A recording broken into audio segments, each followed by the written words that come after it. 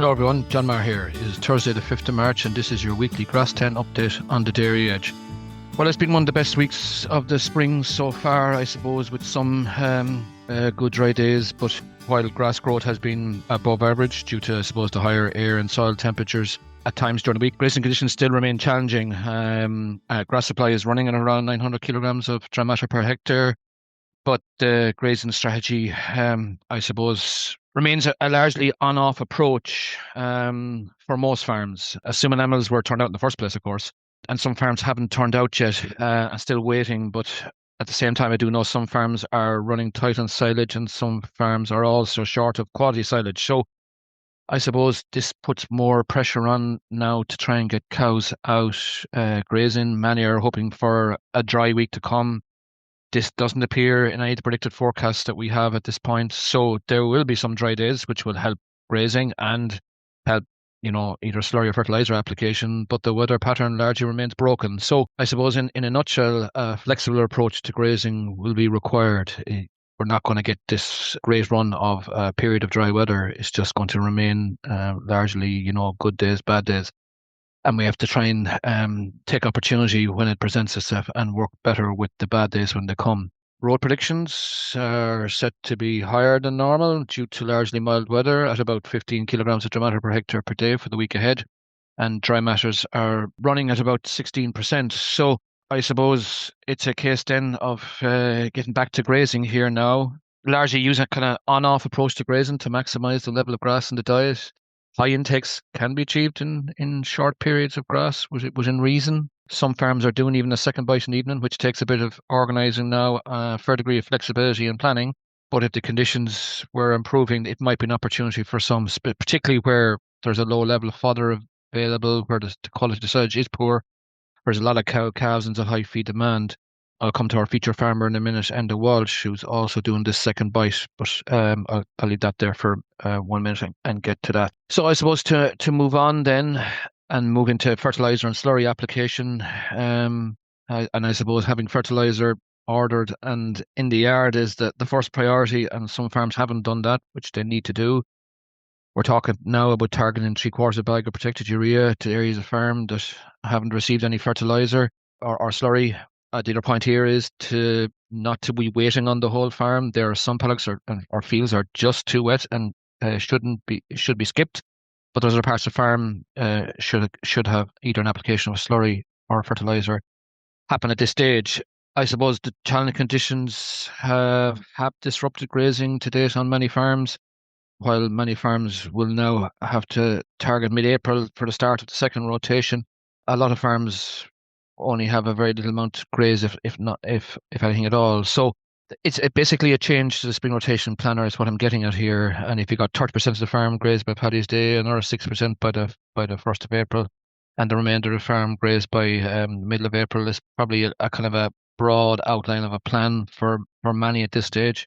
Doing a grass budget on PBI would be even better tool to get you there, especially where farm cover is low and demand is high. It takes a bit of planning now.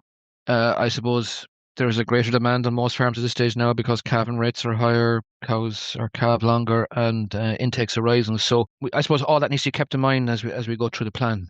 Right, so on to our feature farmer then, I suppose, Enda Walsh from Oranmore, County Galway, where the average farm cover at this stage is just over 900, but a lot of the farm is grazed. You're in the drier part of Galway, to be fair. This is a 100-hectare platform almost, with 300 cows to calve, with 83% of the herd calved. Like a lot of farms now, there's a high demand here because a lot of cows calved. The cow diet at the moment is about 3 kilos of meal, 9 kilos of grass, and 3 kilos of silage, which is kind of, how I call it, takeaway silage, I suppose, which I'll come to in a minute. The meal kilo currently is around 21 litres at 5.3 fat and 3.7 protein.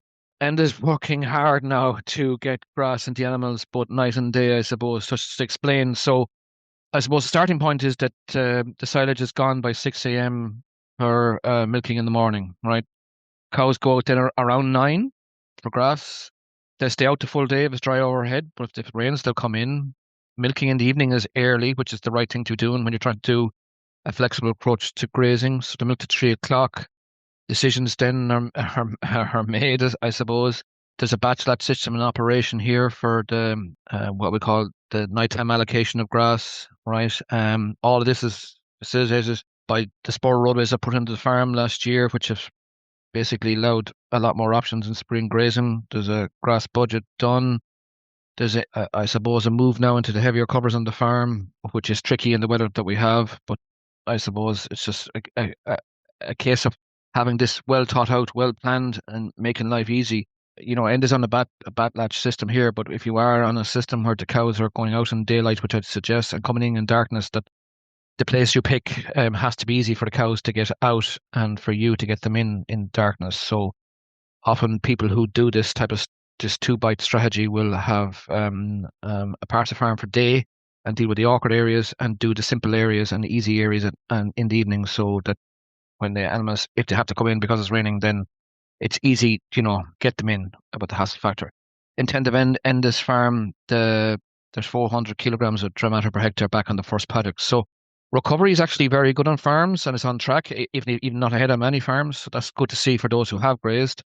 There's a little bit more detail on what I'm outlining in the Grass10 newsletter, though, for what Enda is doing. But superb effort going in, a lot of flexibility required to get grass in, and a lot of planning. But the tools are in place, but on the platform, and then I suppose with the grass figures helps get all this fairly well right. So that's the story of Enda. Speaking of farms, our last spring grazing event is planned for Tuesday, 10th of March. On Sunford Farm in Liscarroll near Mallow in County Cork with Dara Scully. So that's the last one of the spring grazing walks, but I'd like to say a special thanks to all those farmers who hosted the spring grazing events on their farm this spring in what was a very difficult year, a difficult start to the grazing season, and also thank my Teagasc colleagues for organising and delivering these events as well. But it's well worth the effort to attend these events, because you'll always learn something new in terms of how to get grazing moving in the spring in a tricky time of the year when farmers are busy, cows are calving, weather is not the best, and there are challenges there. Speaking of challenges, I suppose the weather forecast for the weekend ahead is reasonable, so I may allow some slurry or fertilizer to get applied and get maybe some of the more awkward parts of the farm grazed if that opportunity can present itself. Unfortunately, the weather forecast into next week is a different story, so there's a bit of thinking and planning required anyway in terms of grazing this spring. It's all right to say that. Right, so finally then, if you'd like to hear more from the Grass10 team, subscribe to the weekly Grass10 newsletter, which is available on the Grass10 page on the Teagasc public website. And the link to this newsletter is also available in the description of this podcast. We'd like to thank all those who support the Grass10 campaign, AIB, Grassland Agro, Department of Agriculture, Food and Marine, FBD and the Farmers Journal. This has been your Grass10 update, and I will talk to you all again next week when we have further updates on all things grazing. But there is a level of flexibility and planning required in the current conditions, and I wish you the best of luck with those plans.